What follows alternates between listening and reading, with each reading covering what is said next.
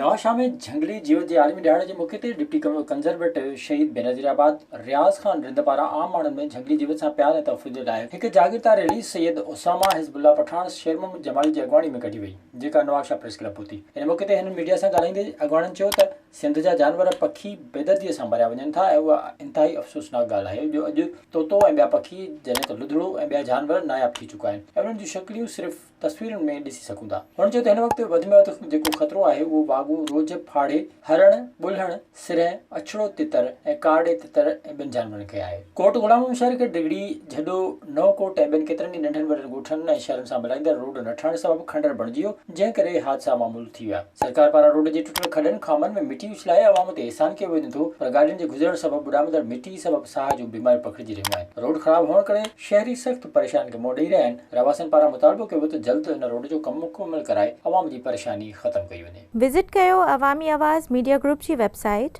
awamiawaz.pk